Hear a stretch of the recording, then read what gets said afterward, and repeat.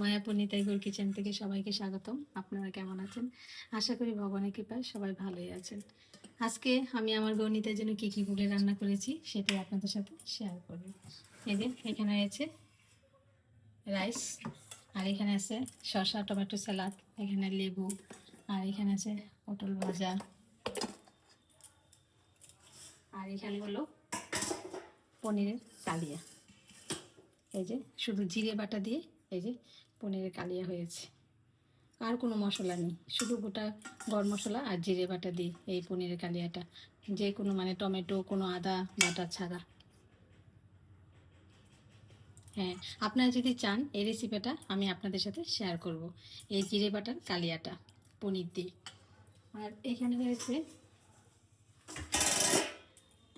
ছোলার ডালের বড়া দিয়ে আলু বেগুন দিয়ে ঝাল।